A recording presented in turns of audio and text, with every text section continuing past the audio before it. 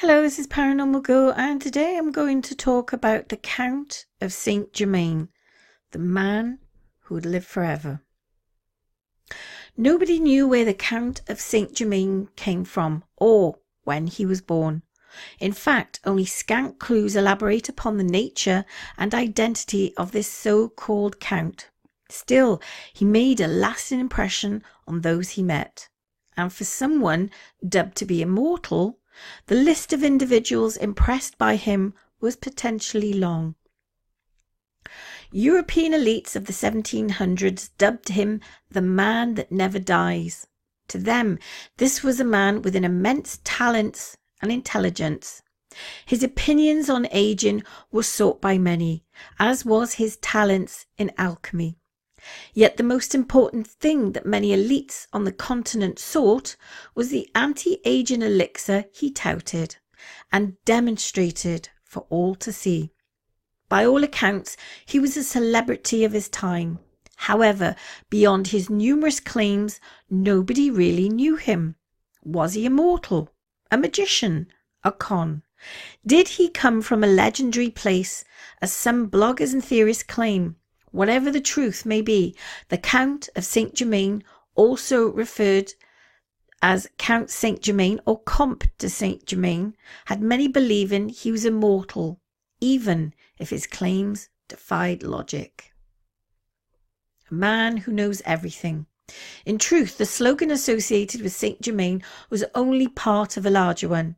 The famous French writer and philosopher Voltaire coined the term in its entirety.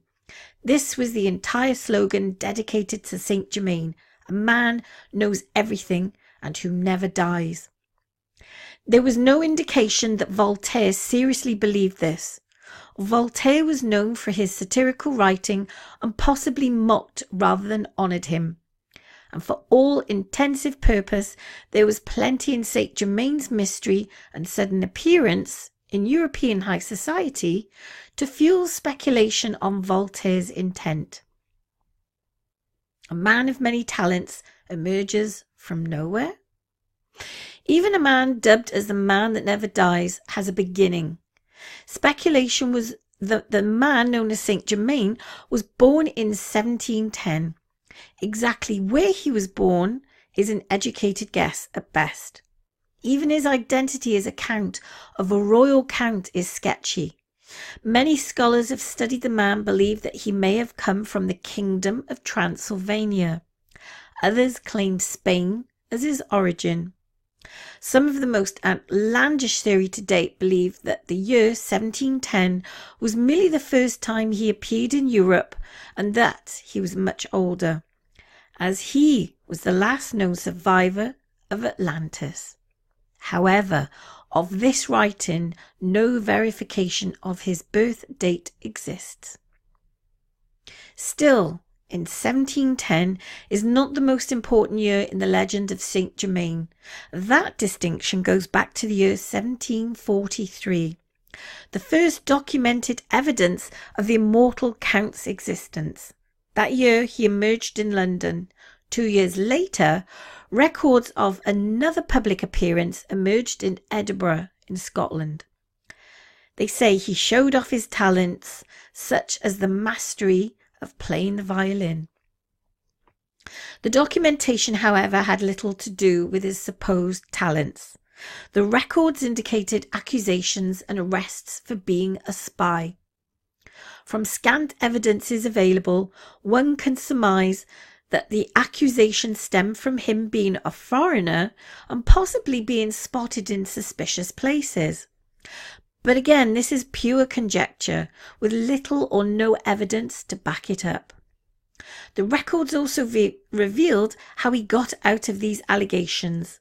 He showed off his talents, such as the mastery of playing the violin. There was no evidence suggesting that his musicianship alone spared him from jail time or trial. Still, he left the British Isles upon release and wasn't heard from for more than a decade. Saint Germain goes to France. Saint Germain's whereabouts was unknown since his departure from jail, thus illustrating his talent to vanish without a trace. That would change in 1758 when he re-emerged in France. No definitive reason was given for his sudden presence in the country. Still, he quickly attracted the royal family with his many talents, and as a result, he became a regular in the palace of Versailles.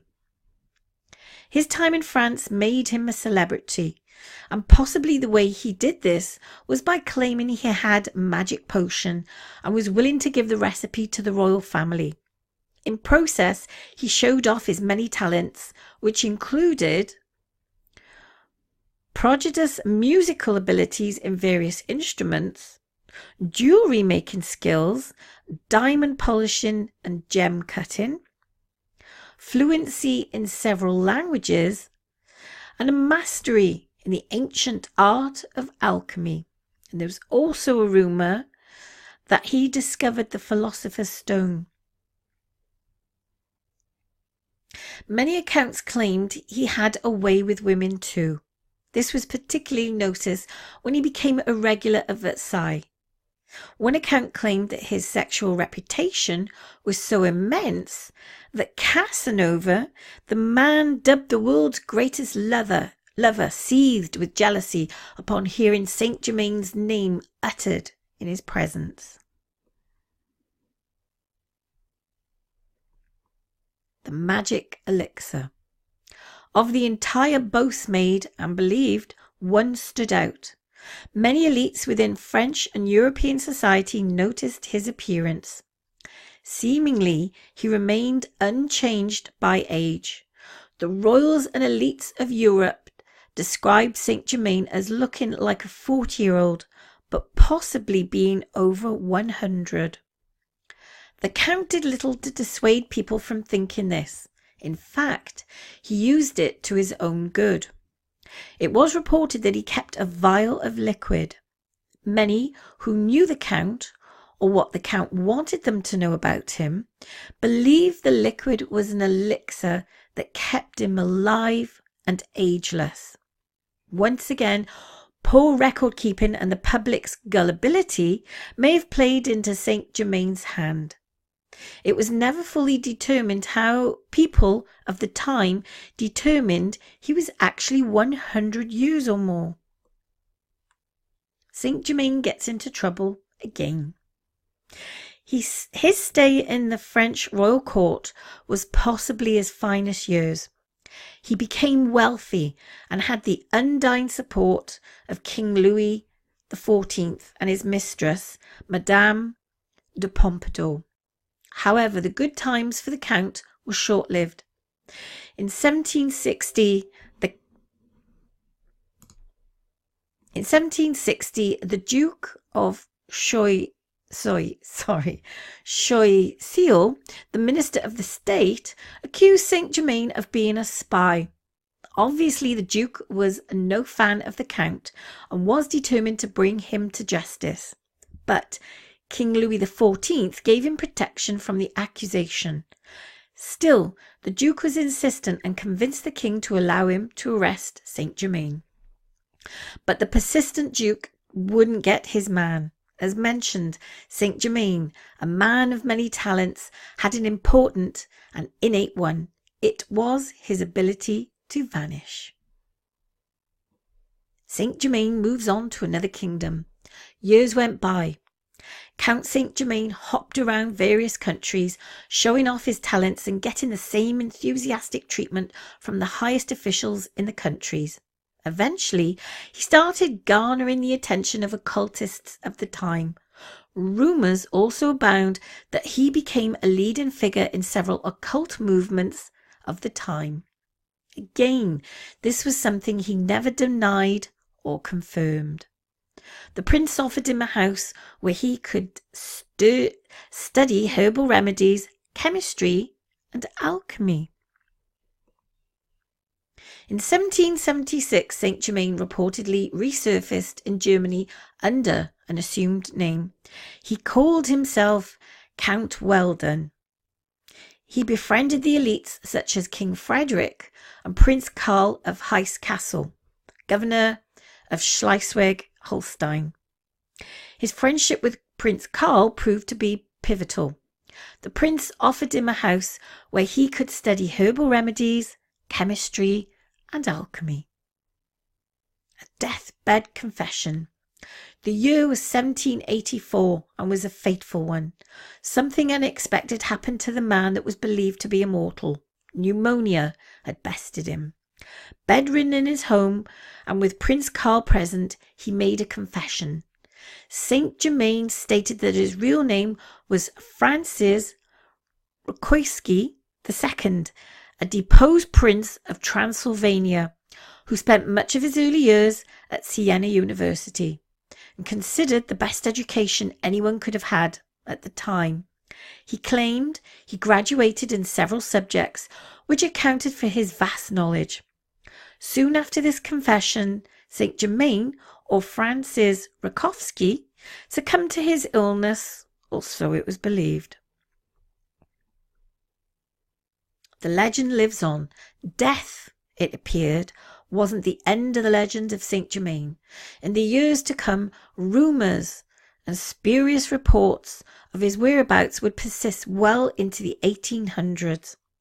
In addition, he began to attract the likes of the 19th century Madame Blavatsky and the 20th century W.C. Leadbetter, two well-known theosophists who claimed that Saint Germain communicated with them. In the 20th century, Saint Germain became a prophet of sorts, or referred to as an ascended angel. According to Elizabeth Hare Prophet, leader of the Church Universal Triumph of Pasadena, California, the Count was an immortal angel sent to warn the world of bad omens. Prophet went further by making him the cornerstones of her teaching, elevating him to godlike status. Prophet heaped more praise on him. She mentioned that he came from Atlantis, was the real identity of Christopher Columbus, and advised George Washington during the Revolutionary War. She went on to state that Saint Germain's purpose on earth was to warn leaders of future catastrophes. But how did she know this? She claimed that he had been in constant contact with her. So, who was Saint Germain? When it comes to Saint Germain, irony cannot be ignored. The one claim that has the most validation came from a man who was not known for being honest about his past and stature. One can surmise that Saint Germain came from a royal family and was highly educated. However, one can ascertain that he was a successful con artist that managed to fool Europe's most elite families. As impossible as it sounds, Saint Germain did find an elixir for eternal life. It was the myth that surrounded him that kept his spirit and name alive for all these years. And there's something else I want to show you as well. I've also found a Masonic page that I will leave in the description. And I've always had my suspicion about Saint Germain because I own a book and I've studied Saint Germain since my early 20s. And that book actually came from a Masonic library. And this is why I've always had my suspicions about either the Masons studying him for some unknown reason, because I believe he knew the secret of longevity. So did he actually find the Philosopher's Stone? Or did he actually make an elixir that would keep him alive forever? Or was he a vampire? So I'll read just a small part of this page that I found. Makes for a very interesting read. And it says here, only a mystic could write, and none but mystics can gauge words so potent in their meaning, treating as they do of those great mysteries that are unfolded in their entirety. Only to be initiated, the veil of Isis ever hides the earnest. Student of the great science, from the vulgarly curious Henson approaching the philosophic and mystic side of this mysterious life, the difficulties of research became even more complicated by reason that veil which hides the initiate from the outer world.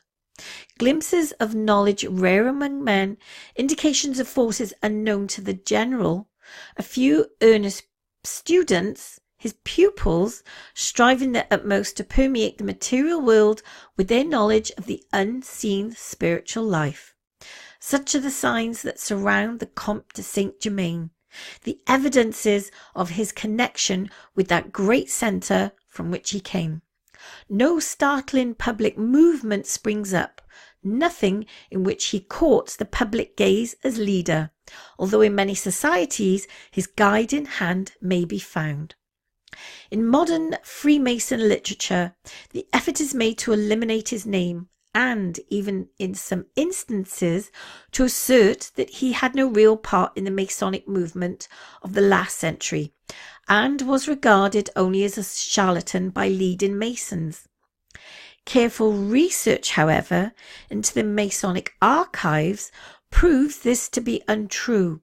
Indeed, the exact contrary to be shown, that Saint-Germain was one of the selected representatives of the French Masons at their great convention at Paris in 1785. And as one account says, the Germans who distinguished themselves on. And I'll leave the rest to read for yourselves in the description. This proves to me what I've always suspected all along, that he was a Freemason. And that was the reason why I had this book, because I was studying it as much as they were. So, why were they interested in him? Was it that he was a Freemason? Yes, looks that way.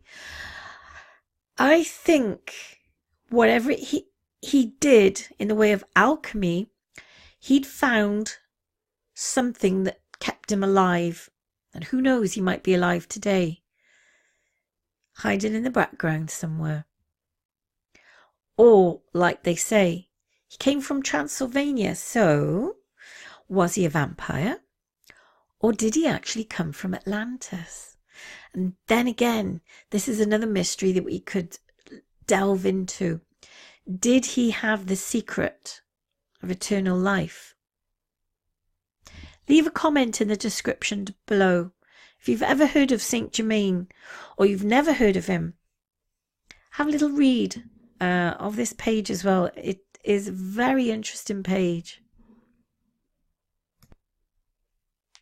And if you like this video, please like and subscribe to my channel, and let me know if there's anything else you'd be interested in me to make a video on. Thank you.